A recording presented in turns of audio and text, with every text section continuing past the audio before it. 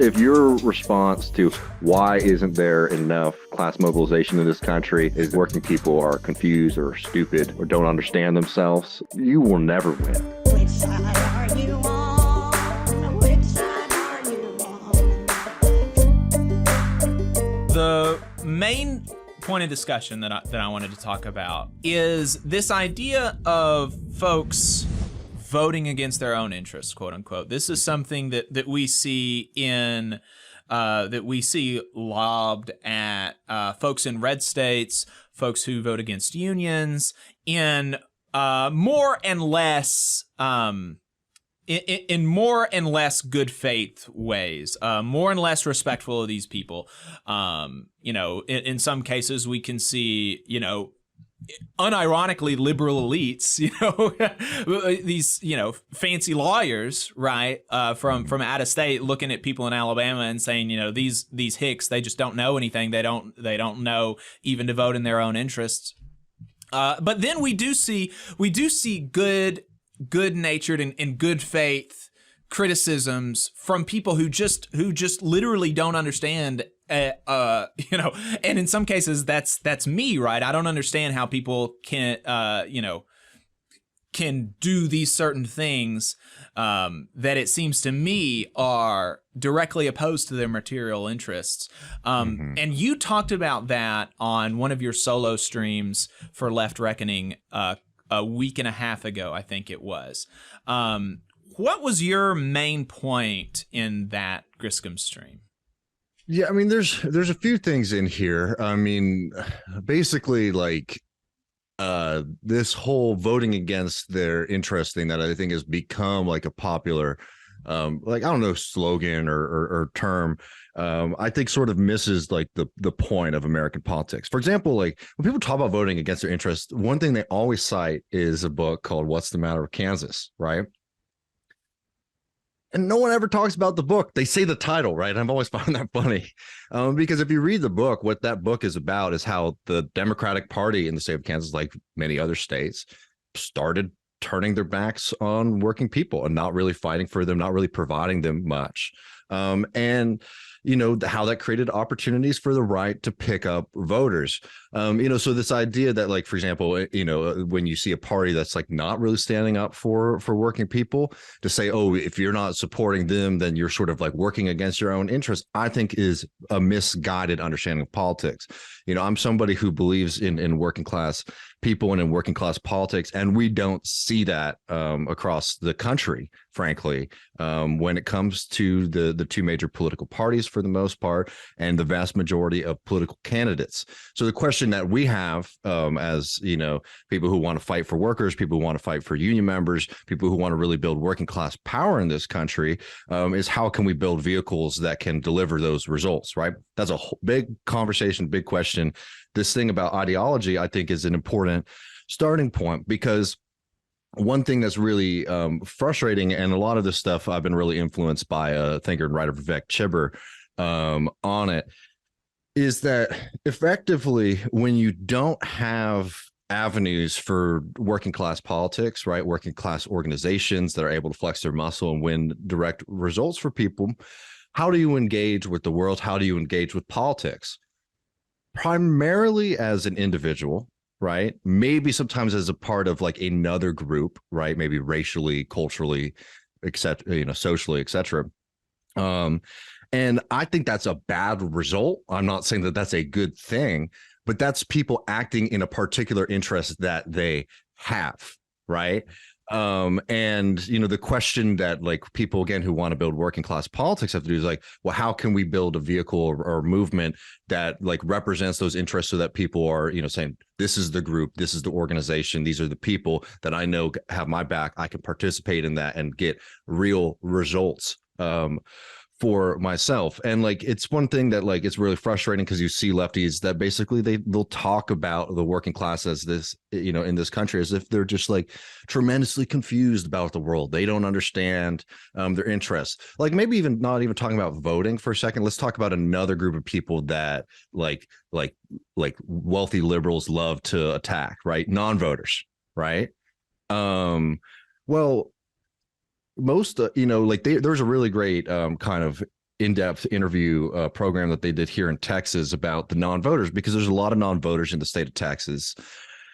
They were asking people like, what do you think? People were saying like, what would you like to see in politics? They say things like, we want more regulations on big financial firms. We want universal health care. We want higher wages. We want more workers' protections.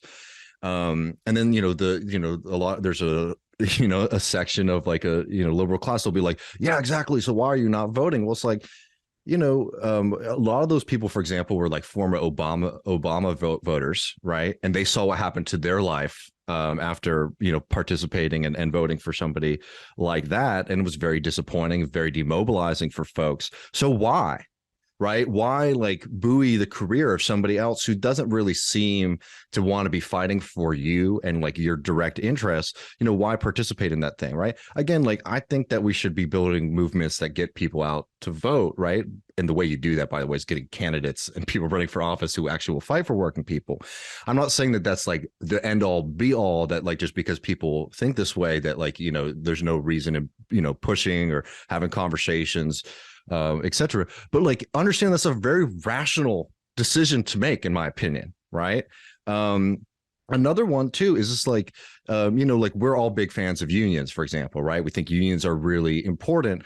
But for a lot of people, if you're in an non-unionized workplace, right, going up and trying to go through that process and winning a union is really hard, and you can get beat, right?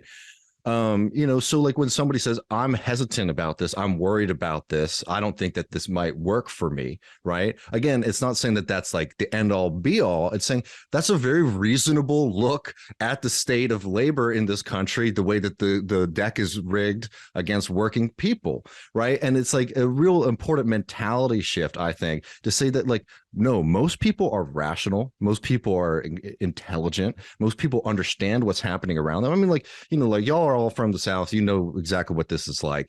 The way that other people talk about this region is completely unreflective of like what it actually exists. You talk to normal people, and what do they say? Bosses are screwing us. The system's rigged against us. Like people generally understand that they're being exploited, right?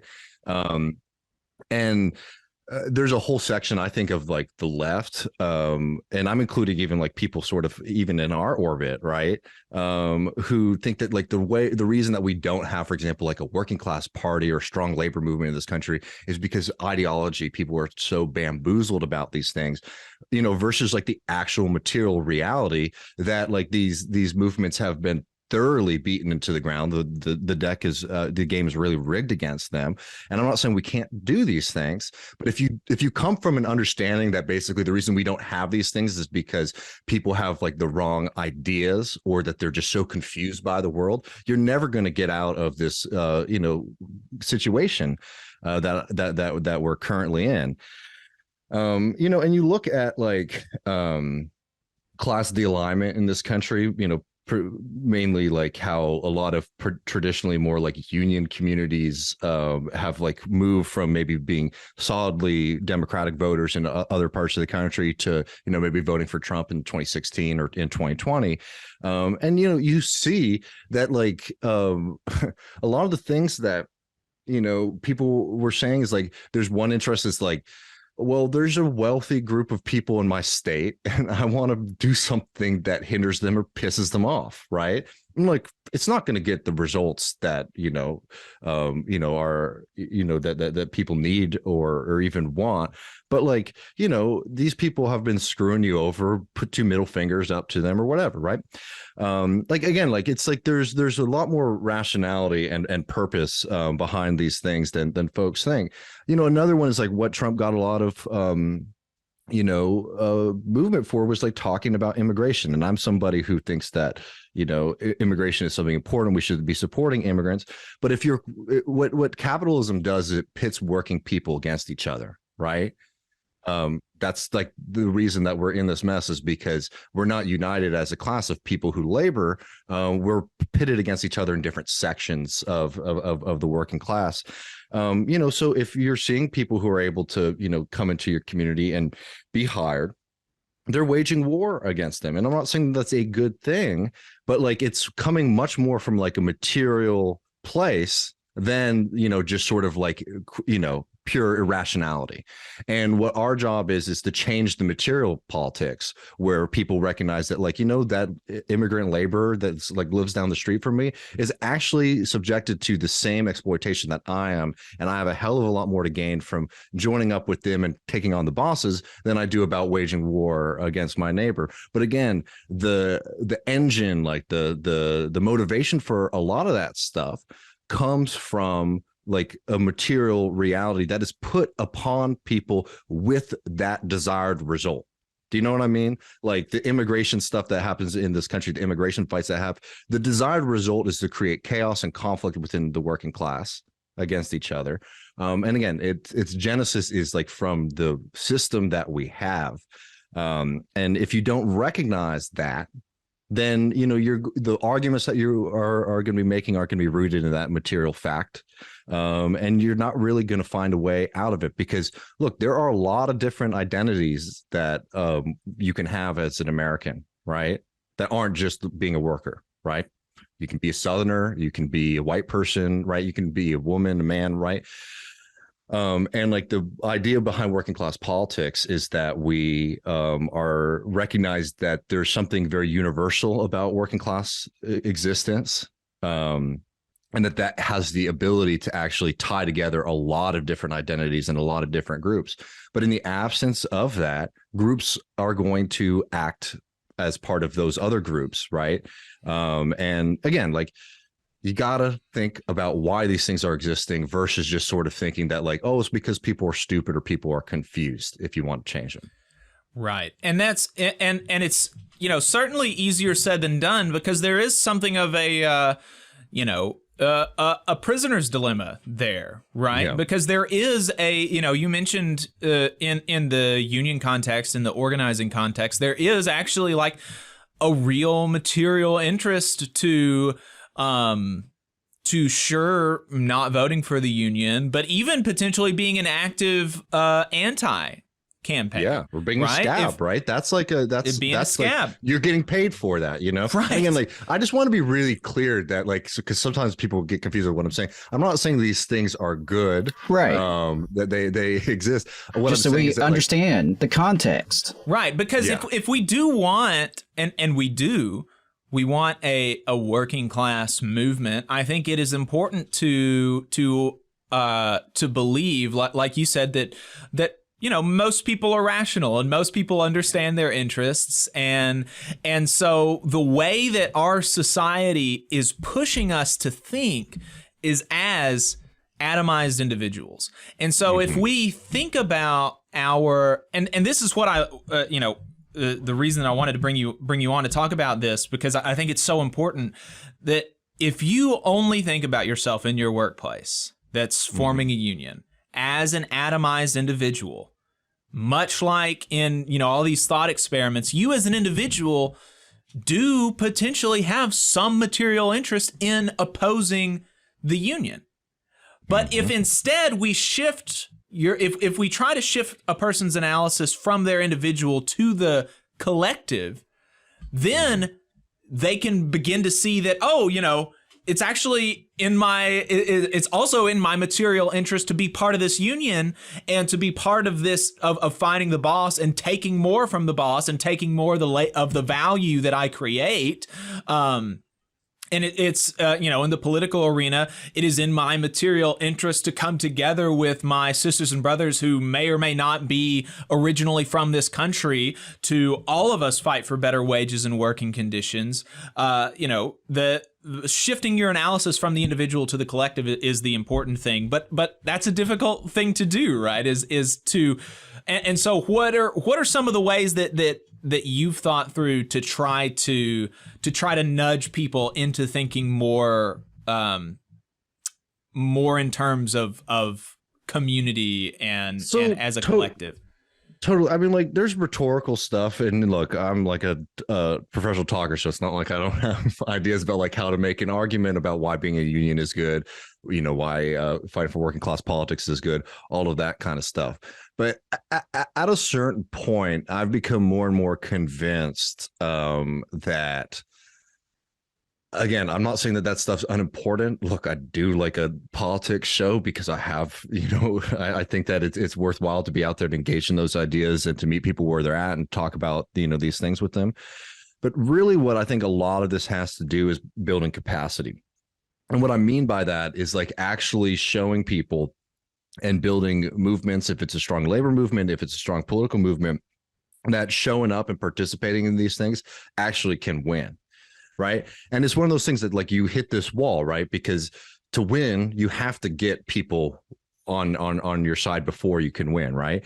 And, what I say to that is like there have always been and there always will be, people who come first. Right. Like people who show up first because they come into that realization sort of early and they say they're committed to the struggle, saying like, I'm willing to put, potentially make significant sacrifices to win these victories for my coworkers, for the class, for my community, right?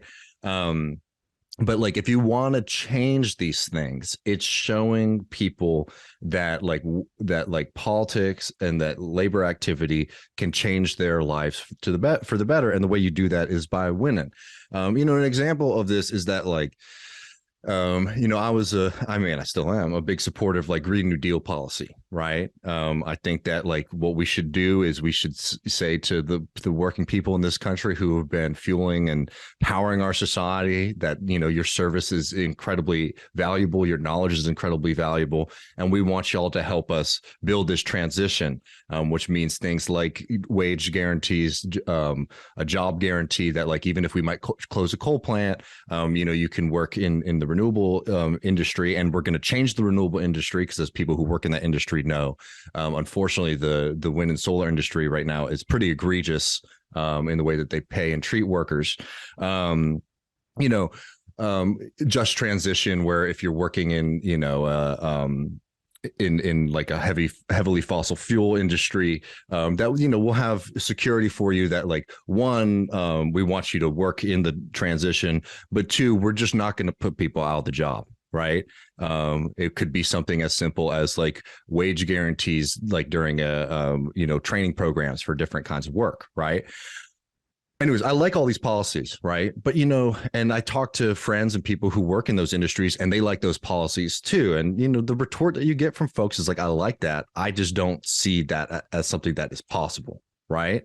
And that, again, is like a very reasonable thing. So it's not that these people are like, oh, they're so confused about the world, they don't understand the world. It's a very like, clear-eyed, it's pessimistic, don't get me wrong, but clear-eyed look at like what's happened in American politics over the past few decades, that like good things are really hard to win. So like what we have to be sort of focusing on is how can we show up and fight for people in their like immediate struggles that they're in, try to push back and win some of these games. I mean, like that's things like showing up to labor actions. That means showing up and supporting people when they're on strike, showing up and supporting people during union campaigns, right?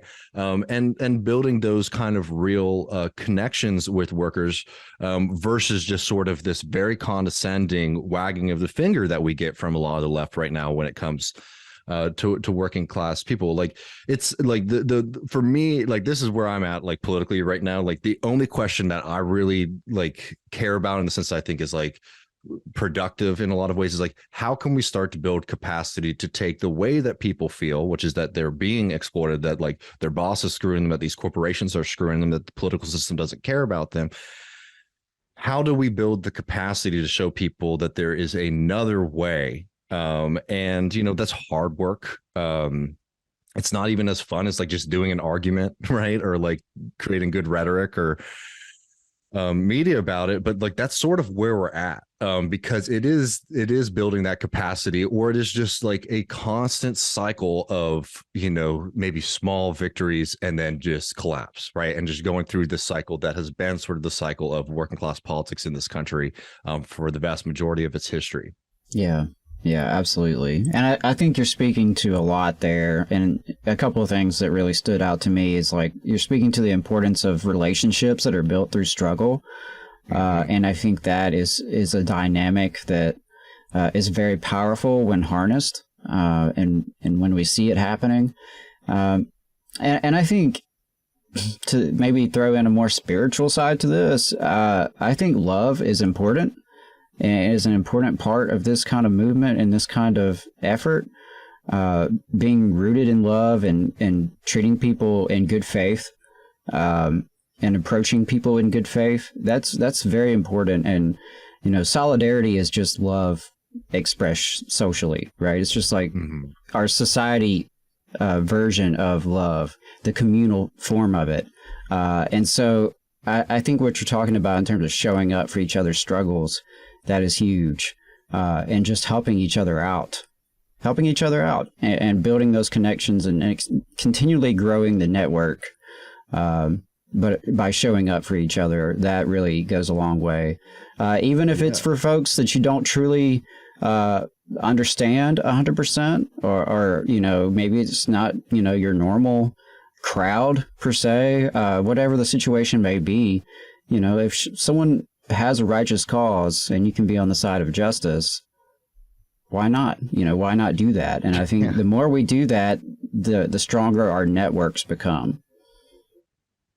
Totally. And like, I mean, I totally agree. And like, you look, you know, we just had Paul Prescott on our show, you know, who is an organizer with the Teamsters for Democratic Union, on to talk about Tony Mazzocchi, who is like a very legendary labor leader. And like so many of the great things that he was able to achieve came out of like actually building that community within his union, right? Having things like they had, like, this is like in the 50s, so it might seem a little antiquated, but they had like a really raucous bowling league, you know, nice, where people were able to like have fun and know their coworkers. They had like a very vigorous, you know, reading group and study group, you know, with a bunch of people who like weren't college educated, were reading, you know, the classics, reading, you know, working class theory and politics. You know, and like being able to reckon with them and understand them, and work through them. There's there's a whole other conversation, but there's another segment I find on like the left, even, which is a sad thing, that sort of acts like working people are sort of incapable of engaging in, you know, history and politics and literature, something that, again, I find to be extremely you know, condescending. But no, I mean, totally, like building community is just as important part of that work, you know, in a lot of ways, just as important as building up the, you know, like the political engine and structures that are needed to sort of win those victories on the legislative level. Yeah, you know, I mean, like, Well, and speaking about Mazzocchi, he was the president of the OCAW, the Oil, Chemical, and Atomic Workers Union. And he was able to, as president of this union representing oil and nuclear workers, to advocate for decarbonization and anti-nuclear, anti-nuclear weapons politics, not anti-nuclear energy. Nuclear energy, I think we're generally cautiously pro-nuclear energy on the show. Good. but anti-nuclear weapons, and so if you're thinking even individually, but for this group. For just this group, decarbonization, oil workers supporting decarbonization, that's against their interests, right? You're not even thinking, you know, we're not even thinking individually. We're thinking about these people as a group, but they were even able to go beyond, you know, we have this group of oil workers and we have a common interest. They expanded that circle of interest to the globe, to the world, to the country at minimum, and saying like, no, it's actually it's in our material interest to decarbonize, which is, you know, this is even another step beyond. But that's something that's incredibly impressive that Mazzocchi was able to do, and that, you know, that is difficult to imagine by winning and by building trust. Yeah, right. And it's something that's difficult to imagine in this environment because. You know, I remember David writing an article for The Nation about how we don't need more military spending. We need, you know, green union jobs for working people. And he said that he got, like, you know, he got some flack from his international, right? And it's because they're like stuck in this, you know, I don't know. I don't want to get too far off on that tangent, but yeah, it's Mazzocchi's incredible character. Yeah, I mean, like, like again, like, and he had like was able to walk that line and do a lot of things that like the environmental movement has been sort of bad at. He has a line that I first came across from Matt Huber's excellent book, Class War, Climate Change as Class War. But I'm paraphrasing here, but it's like we should treat workers just as well as we treat dirt. And what he meant by that is that like whenever like industry changes, like we have tremendous amounts of funding to go to sort of clean up industrial sites and to fix up the soil, but we don't have those kind of policies for workers in those industries, right? I mean, like I think that like that's somebody that is definitely worth your time in engaging with his work. If you're unfamiliar. But yeah, I mean, like, generally, I just think that if we don't get more serious about what it's going to take to be building a working class movement, then it's just like, these are just like intellectual exercises and like debates, and we're having fun. And don't get me wrong, I love spirited debate and all that kind of stuff. But, at this point, knowing what's going on for working people in this country, we need much, much more than that. And, I think a lot of people should sort of take a look in the mirror and think about look, I mean, I think that like, we should defend ourselves as a left and as a working class movement, certainly. But like when you see that we're not winning, you need to start looking in the mirror and saying, what are we doing that's not working, right? If like your response to why isn't there enough class mobilization in this country is that like working people are confused or stupid or don't understand themselves, you will never win. And you probably shouldn't, honestly, if that's like your thought process about the general person in this country. David Griscom, co-host of Left Reckoning, appreciate your time. We went a little bit over, but I appreciate it. It was a good talk. Yeah, of course. Always happy to do it, friends. Thanks so much, brother. All right. Take care. Check him out on YouTube at Left Reckoning. Really good stuff. And I super enjoyed that conversation that he had with Paul Prescott as well. Like he said, organizer with TDU, talked about Tony Mazzocchi. Really, really good conversation. Always good stuff happening over there at Left Reckoning. So check him out.